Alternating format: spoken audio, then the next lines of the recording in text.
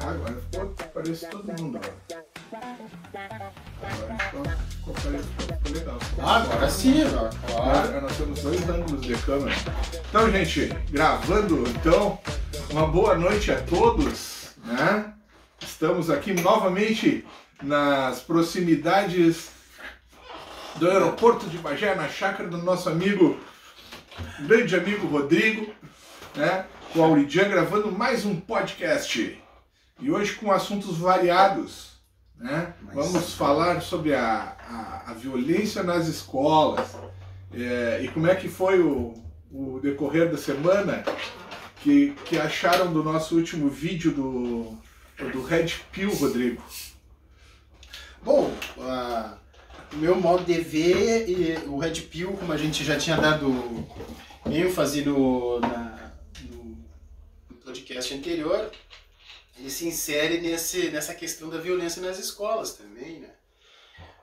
Eu reforço que aquilo que a gente que eu já tinha falado, que a gente até tinha comentado, a questão da violência é uma coisa sistêmica, né? Estrutural, né?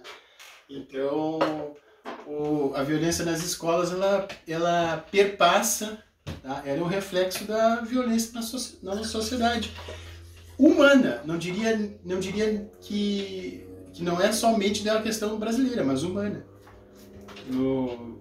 A gente traz... acabou a tua gravação de novo? Deu problema, mas a outra tá gravando, é normal. Tá, a gente tá trazendo esse tema, né, que é a violência, né, principalmente a violência nas escolas, devido mais uma espécie de continuação do nosso conteúdo sobre Red Pill, né? E isso está um pouco relacionado, né? A gente vai ver que hoje em dia está jogando... ninguém quer ser responsabilizado, né? Ninguém quer procurar de fato a causa, a consequência. Já joga a culpa hoje em dia nos jogos de videogame, joga a culpa... Antes, há muito tempo atrás, quando ocorria coisa de violência, jogava a culpa em rock and roll, né? No cinema. Hoje em dia a principal vítima é os jogos de videogame, né? Mas não estamos vendo, né, uma procura de fato assim da causa, das raízes do problema, né? Isso vai dificultar. Se não está querendo levar a sério, e sim querendo encontrar como é que se dá o nome? Que antigamente... Contra a raiz, né? Não, expiatório. O bode expiatório. Bode expiatório, querendo colocar isso nos videogames. Então, a gente vai ver que esse tipo de problema só tem a piorar, né? Esses meninos, né? Geralmente esse pessoal que principalmente que causa essas violências nas escolas, né? Que geralmente esses rapazes frustrados todos, né? Vai piorar e nós veremos mais casos disso aí, né? Só espero que não seja aqui. Aqui na nossa região, né? Aqui na nossa região nós tivemos aquele caso ali, mas eu acredito assim, que realmente ter sido assim, uma falha do sistema em apurar aquilo ali como um delito, né? Porque... Legal. Vamos deixar o gigante entrar. O pessoal conheceu o gigante. Abre o gigante entrar. Deixa o gigante entrar aí. O pessoal conheceu o gigante. Interessante, né? Eu acho, nós aqui, nós somos amigos dos animais. Mas tu sabe por que o gigante entrou? Por causa do medo. O gigante tem medo da violência, dos foguetes, que é outra questão, né? Pega o gigante e vamos mostrar o gigante. Vamos mostrar o gigante. O gigante, Mostra o gigante tem a cara, parece um mendigo do Pânico. Olha, gente, dá uma Deus do gigante. Gigante.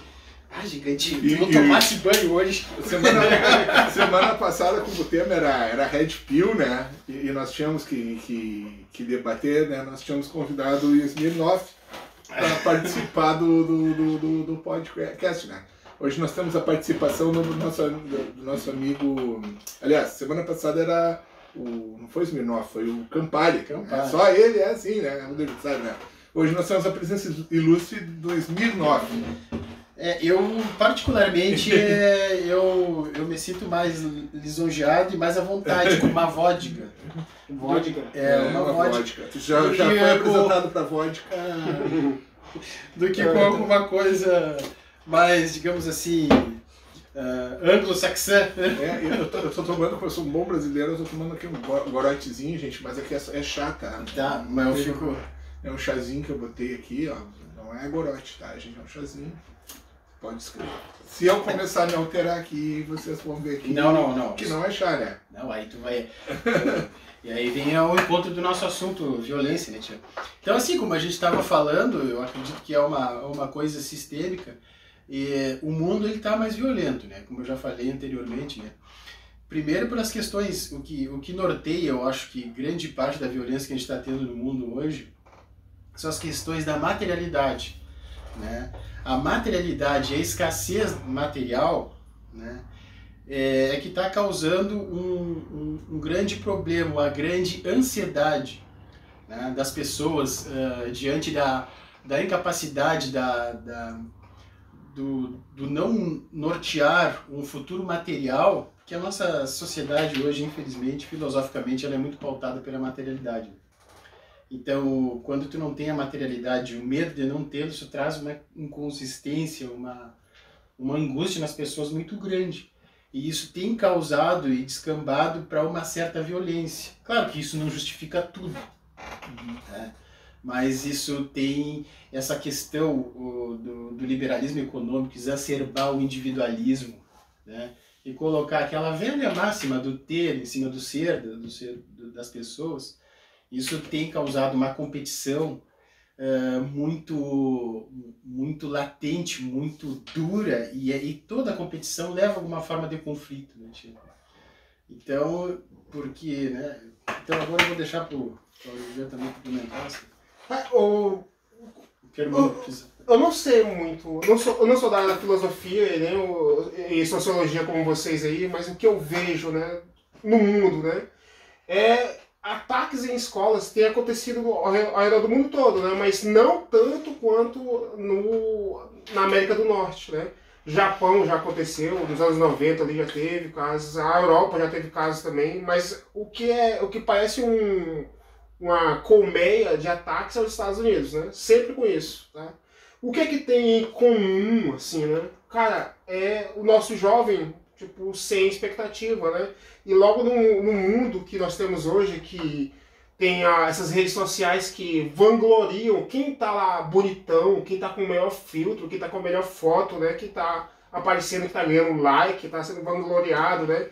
Enquanto nós temos esses jovens aí, o tipo com virgão, né? Que fica no fundão da casa lá, que é antissocial e tudo mais. Esse cara aí, no fundo, ele tem uma vontade também de aparecer, né?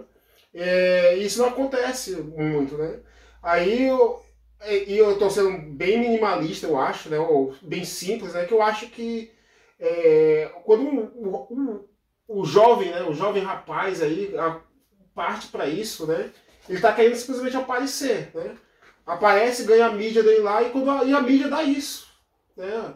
Aqui no Brasil é mais absurdo ainda, né? A mídia, esse pessoal policial vai dar destaque para essas pessoas, né? O assassino e tudo mais ali. E é justamente isso que as pessoas querem, né? O que eu vejo é que esse pessoal quer aparecer, né? E de qualquer forma, tá? E dá nisso. Assim, Lídia, eu vejo assim, a questão dos Estados Unidos, pelo que eu vi assim, dos ataques, o pessoal que fez os ataques, ele era submetido na escola, no ambiente escolar, a uma grande quantidade de bullying. Mas eu tô te interrompendo, né? Sim. Tô te interrompendo, mas assim, tipo... Cara, só coloquei um ponto pra te discutir. Sim, mesmo assim, cara, tipo... meninas, por exemplo, sofrem de bullying à torta e à direita, o pessoal sofre o tempo todo, né? Voltando pro Red Pill, né? Eles sofrem... Tem que entender o lado deles lá, que esses rapazes não conseguem pegar ninguém, aí é bullying que não fez e tudo mais. Mas tem meninas que passam a vida toda, virjona até os 50, né? E isso não traumatiza elas a ponto delas a partir desse tipo de agressão, né? Não sei. Aí eu colocar um pouquinho de pimenta nesse assunto, né? Do menino. o menino, o caso bullying, tá? Ele te afeta o físico, é na porrada. Tu leva um soco, tu leva uma surra, tá? Dos teus colegas que praticam bullying contigo. O caso das meninas, ele é mais subjetivo. Elas atacam a tua alma. Elas te atacam com palavras. Então, se tu for conversar com uma menina que sofre bullying, tu vai ver que elas te atacam, o grupo no teu entorno não vai te atacar com soco e pontapé, vai te atacar com palavras, com a subjetividade. Né? Então claro que existem casos de meninas que vão haver de fato e dão tapas, mas é mais comum que o ataque ocorra com palavras. Já com os meninos, né? Pelo menos na nossa época, né? Faz bastante tempo, né? era com um soco, né? Era com a paulada, né? Mas a gente não, por isso a gente não buscava se vingar daquilo ali. Os americanos, eles não se vingam das pessoas que fizeram um bullying. Parece que eles se vingam do sistema que permitiu que aquilo ocorresse ou da instituição onde ele sofreu o bullying.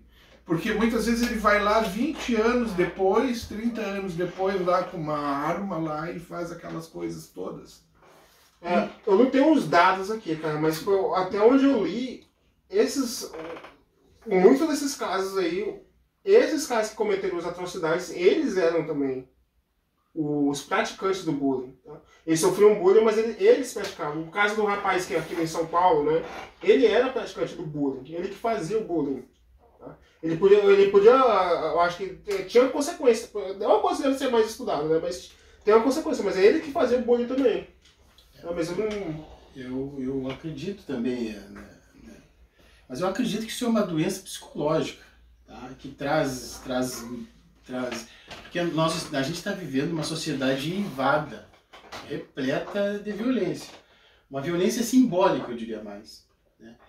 Que ela é exacerbada, ela é potencializada pelo modo de vida nosso. Né? O nosso modo de vida. O que a gente resolveu seguir com uma base muito forte, muito arraigada no individualismo, no mérito meu, que eu tenho que aparecer, eu tenho que ser o melhor, eu tenho que ser o mais destacado. Aquelas pessoas que não conseguem esse destaque, essa posição de destaque, aquilo dá uma retração, dá uma angústia neles. Eles não conseguem ser vistos, eles não conseguem ser amados, entendeu? Amado no sentido de ser acolhido pelo restante da sociedade, entendeu? Ninguém gosta de passar desapercebido, de não ser querido pelos outros, de não ser assimilado pelos outros. Porque, querendo ou não, a gente vive numa sociedade gregária, nós somos seres coletivos. E esse individualismo aparta os indivíduos, entendeu? Ninguém consegue viver sozinho, ninguém consegue viver fora do ambiente social, ninguém gosta de ser excluído. Nós que somos alunos mesmo, alunos, professores, e também alunos, né? Com certeza. A gente percebe quando numa sala de aula, aquele jovem não consegue não consegue ser, como é que eu vou te dizer, acolhido pelos outros. Ele fica com receio, ele gostaria de ser amado, ele quer participar daquele ambiente coletivo. Tá? E eu volto a dizer, nosso exacerbamento individualista, tá, com bases na meritocracia, que tu tem que ser um indivíduo número 1, que tu tem que suplantar os outros, tá, para conseguir o teu local de trabalho, o teu local onde tu é visualizado, que tu pode ganhar um determinado salário, que tu, através do consumo, tu vai ser acolhido pelo meio social, ele está fazendo água. E as pessoas nesse afã desesperado de não conseguir se expressar, de não conseguir ser acolhido pelo grupo, eles ficam recalcados, é um recalque que cria-se dentro dele, e muitas vezes não é bem interpretado, ele explode em violência. Tá? Como teve, só que agora isso está uma forma mais latente, mais mais... Tá uma forma assim que as pessoas elas estão desesperadas. Os alunos nossos eles querem falar às vezes, eles querem se expressar. E muitas das vezes a gente não dá até essa oportunidade. Tá? Então eu acho que a violência ela tem raízes muito profundas no modo de vida, na filosofia de vida daquilo que a gente almeja como felicidade, né? Que é o consumo. Que eu só sou visto, eu só sou lembrado se eu me visto bem, se eu tenho um dinheiro, se eu tenho um potencial capital para consumir. Isso então, a gente chamava, Rodrigo, na escola, né, na nossa época, aquele indivíduo que era popular, né? Que tinha, era um capital, né? Era um capital. Até aquele menino que ia para merenda, né, comprar no barzinho da escola, né? Nós tínhamos aquele menino que trazia o lanchinho de casa. Tinha o violento. Né? E nós tínhamos aquele menino que ia para merenda, né? Que a merenda na escola não era tão boa quanto nós temos uma merenda hoje de bastante qualidade, né? Acho que até os anos 90 era só bolacha com... então... Há de se questionar a questão da qualidade da merenda nas escolas. Eu acredito que ela não é tão de qualidade assim. Não que ela esteja ruim, que ela está ruim. Mas claro, ela já foi melhor. Ela não pela... Agora passando para outro tempo. Porque até mesmo isso, Paulo... Mas a merenda ainda é melhor, eu vejo assim, a merenda que é servida nas escolas hoje, ela é melhor do que a merenda que a gente consumia na escola, que muitas vezes não tinha. Não tinha, porque não tinha o recurso, a verba pública específica para merenda. Isso, Paulo. Isso. Você sabe que o valor que vem para as escolas a comprarem a merenda, ela é de centavos, né? Paulo, isso não é uma violência? Ah, com certeza. Então isso é uma violência subjetiva, subliminar. Tu trata o cara com aquela... Tu chega numa escola que tu vai ter, na hora da merenda, que para muitos é muito importante, porque, dada a carência material, que dá uma consequência, uma carência alimentar, que as pessoas não têm a possibilidade de se alimentar bem, a escola é um ponto onde tu tem um complemento alimentar. E tu chega ali, e ali tu não tem aquele acolhimento, pelo menos aquela... E tu deveria ter aquilo ali. Isso se torna uma violência. Ou seja, o Estado não está me tratando bem, é subjetivo, subliminar. O que vai acontecer? Isso vai dar uma certa violência também. Isso é uma violência velada. É uma violência simbólica. Eu vejo assim, Rodrigo, na nossa época, né, aquele menino que ia comer a merenda, descia para comer a merenda ali, muitas vezes ele era colocado numa situação de inferioridade em relação àquele que ia no bar. Sim. E aquele que trazia de casa um refrigerante para tomar, né? Então, assim, quando alguém trazia um refrigerante de casa para tomar, e a gente sempre pedia um golinho, então esse cara aí, geralmente mano, gente boa. É que nem na época da pracinha, que a gente jogava futebol na pracinha. Né? E sempre tinha o dono da bola. E se ele não fosse escalado pro jogo, ele levava a bola e acabava com então, essas pessoas, né, elas acabavam, né, tendo um destaque, né? Sim, era uma forma de exercer o poder. Hoje eu vejo assim, ó, a merenda, assim, eu trabalho na rede municipal em Candiota, trabalho na rede estadual. Então eu já vi épocas de merenda muito boa no município, a merenda no município lá sempre foi muito boa, bastante qualidade, que a nutricionista pede, o município compra e é ofertado na rede. Uma merenda de muito boa qualidade, não tenho o que falar do município.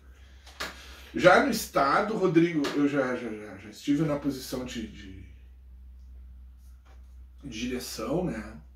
E a verba que chega para ti é muito pequena, muitas vezes ela não sofre complemento. Então tem governos que complementam aquele valor da merenda e tu consegue oferecer uma merenda de boa qualidade. Tem vezes que eles não complementam o valor da merenda e o diretor tem que se virar para oferecer uma merenda de boa qualidade. Hoje na escola que a gente trabalha, eu acredito que a merenda é de muito boa qualidade. Não sei quanto vem de recurso, eu sei que o recurso é baixo. Não, e o que eu quero dizer... Sei também que o recurso melhorou, tem melhorado. Passou o governo federal, se eu não me engano, 4 anos sem reajustar o valor da merenda escolar. Agora ele sofreu um reajuste, acho que não sei qual foi a ordem, mas foi superior a 20%. Eu acredito o seguinte, ó, eu não estou dizendo que ela deu uma péssima qualidade, mas eu acho que sempre, num país tão rico como o nosso, que se advoga ser o celeiro do mundo, nada justifica ter pessoas passando fome. Ter pessoas passando fome e tu dá 33 ou 40 centavos que seja por indivíduo, por aluno, para merenda num país que tenha o potencial de ser, que se advoga o celeiro do mundo. Então aí já é uma violência contra o povo brasileiro, contra as crianças pobres que ali estão, entendeu? E que às vezes fazem daquele momento ali, talvez, não a grande maioria, mas uma grande parcela ainda hoje no nosso país, o momento da única refeição do dia. Sim. Então aqui, ó, como eu moro aqui, como o Paulo agora falou, e ressaltou que eu moro aqui no aeroporto, aqui tem a rodovia. Agora é época de safra. Eu costumo falar e salientar isso para os meus alunos, antes de bater pro intervalo para o horário da chazinho? Não, é de tomar, né? Mas agora, por enquanto, não. Estou no chimarrãozinho aqui, estou me controlando. Vou aceitar um pouquinho. Então, o que acontece? O que justifica, numa época de safra, tá? Caminhões e bitrens passarem aqui atupetados de arroz e de soja, e tu chegar num mercado e comprar os 5 kg de arroz a quase R$20, os 5 kg de arroz. Tá? E principalmente escolas que eram para ser abastecidos por um serviço de garantia de alimentação, como tinha a CESA aqui, né? Que eram órgãos reguladores de... A CESA era do Estado. Isso, que eram reguladores de preço, que eram estoques reguladores de preço, quando faltavam no mercado eles colocavam no jogo. Tudo foi extinto. Foi extinto, mas isso aí era para ter uma parcela, era para ser 33 centavos por aluno. Tu pode isso aí regulamentar com o Estado comprando estoques internos de alimento para alimentar as escolas públicas. A função do estoque regulador, Rodrigo, é o seguinte, né? Ela regula a questão da oferta. Então, na época que uma safra é muito grande, o governo adquire aquilo a um valor mais baixo, né? Claro. E no momento em que há um aumento de preço pela escassez de um produto, o governo... Claro, exatamente. Né? Porque a nossa função hoje, muitas vezes, é regular. Isso aconteceu com a gasolina, gente. Tu colocar um preço de frete no teu combustível e de despesas que tu não tem, porque tu não está trazendo ela transoceânica, esse combustível, para aumentar o valor, para seguir o valor de uma commodity externa. Não tem nada, isso é um roubo. Isso é uma violência. Sim, então. foi. E isso aí parou aonde, esse recurso? A Petrobras investiu... Mas eu vou te dizer que eu não comprei ações da Petrobras, não sabia? Eu até comprei algumas e vendi logo que subiu. Eu quis fazer algum negócio. Mas minha esposa tem ações da Petrobras. A crítica que eu falo não é o Paulo que coloca as economias dele ali, que é um trabalhador e vive do trabalho dele. Eu estou falando em investimentos. Sim, a gente tem esse conhecimento, a gente realmente usa, né, Rodrigo? Eu digo, eu não posso vencer o sistema, então eu tenho que tentar sobreviver dentro do sistema, né, com as regras do sistema. Eu tento através do sistema, ser contra o sistema, mas deixa assim, por aí, vamos falar por aí. Então isso é uma violência. Igual a violência física, né? Que nós fugimos um pouco. É a raiz da questão da violência econômica. Descarregamos total. E isso que eu não estou bebendo, né? Quem está bebendo é o Paulo. Tá, mas é chá, né? E o meu chimarrão não é batizado. É chá, não é chá. Chá. Tá? Sério? Se a não ser que ele esteja mentindo, né? Não. Então, assim, o Rodrigo, pelo que eu entendi, nos coloca que essa violência física, Oridian, ela é derivada muito também da violência econômica. Então, muitas vezes tu te sente oprimido, né? E vai escambar para uma violência física. Claro. De uma forma de tentar Modelo social, né? Não sei, Rodrigo, acho que tu explica melhor isso que eu, né? É que o modelo societário que te leva, que te instiga a que tu seja, para ti ser inserido dentro de uma sociedade, tu tem que participar da sociedade de consumo. Se tu não é participante de uma sociedade de consumo aos moldes capitalistas, tu não é cidadão. A cidadania nos vem através do consumo. Sim. Então o medo das pessoas é não conseguir dar certo, conseguir entrar na sociedade de consumo e não exercer a cidadania, não ser respeitado. Quantas vezes tu pega um indivíduo, um gurizão, uma menina lá que pegou o primeiro emprego, o orgulho que ela ostenta é andar com um crachá esvoaçante pelo meio da rua. Por quê? Porque aquilo te confere um lugar social, entendeu? Há uma aceitação pelo restante do grupo, há uma espécie de respeito. Que quantas vezes a pessoa, quando é obrigada a dizer que está desempregado, aquilo cala, aquilo é uma violência, tá entendendo? Eu não gostava de, quando ficava desempregado, ingressar com os papéis do seguro-desemprego. Isso, imagina! Eu não gostava disso. Imagina, olha, isso que o Paulo está falando as pessoas ficam tímidas porque a nossa sociedade, ela é pautada como ingresso, tá? Através do consumo. Tu é bem tratado. Se tu tem poder para consumir, se tu chega num lugar, tu tem poder de consumir, nem interessa de onde tu conseguiu o teu dinheiro. Mas muitas vezes, Rodrigo, assim, ó, verão, tu vai me pegar andando no centro de Bagé de bermuda, chinelo de dedo. Mas é que subjetivamente isso não tem problema, porque tu E sabe que aí tu tem um poder de consumo. E aí tu chega muitas vezes no comércio, né? As pessoas te conhecem, vão te tratar bem, vão te atender bem. Estereótipo. Professor! Né? Agora, né? Claro. Agora, as pessoas muitas vezes que não te conhecem, não vão nem te atender. E isso aí, as pessoas veem, elas não podem não saber explicar, mas a gurizada entende. E isso bota uma pressão nelas terrível.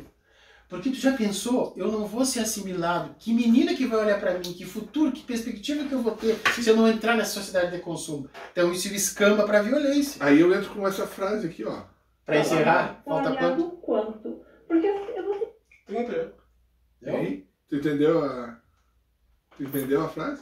Sincera, eu ficaria se eu vejo que eu tenho vantagens com isso. Agora, pra passar necessidade, eu vou ser sincera, eu quanto. Porque eu vou Entendeu? ser quanto. Entendi. Assalariado quanto?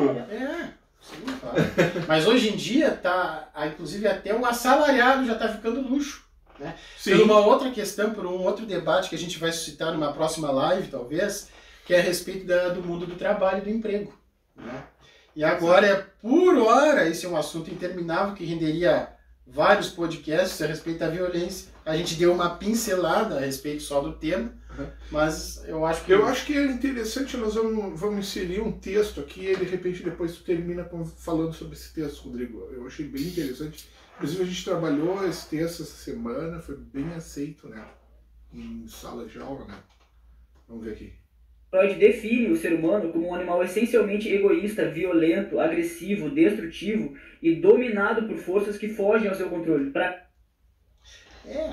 Nós somos esse ser humano destrutivo. Essa é uma outra discussão que inclusive deu pano para manga da natureza humana ser violenta. Os esqueletos mais antigos encontrados pelos antropólogos, né, dos seres humanos, alguns tinham pontas de lança entre eles, né? Que isso mostra que nós temos uma natureza que encampa a violência também. O problema é como a gente canaliza a violência para determinado segmento, entendeu? E a gente, como Freud dizia, o que ele está querendo dizer aí é a sublimação da violência, que às vezes explode. Não chegamos a esse ponto. A dificuldade de viver em sociedade ocorre justamente porque existe um conflito entre o indivíduo e a sociedade. São dois polos distintos. De um lado tem um indivíduo egoísta, violento, com uma tendência sexual, tendência agressiva. E do outro lado existe uma sociedade cujo objetivo fundamental é frear essas pulsões agressivas e violentas. Frear essa tendência sexual que quer obter satisfação acima de tudo e a qualquer custo. Então a sociedade é construída à medida que o indivíduo sufoca os próprios instintos, à medida que ele renuncia aos próprios desejos. Aí eu pergunto assim, Rodrigo, a sociedade de modo geral tem conseguido frear o ser humano egoísta e... Não, porque ela cada vez ela suplanta, ela encerra a natureza humana. Para viver socialmente e para viver de forma urbana, cada vez tu tem que trancar, tu tem que cercear os teus instintos.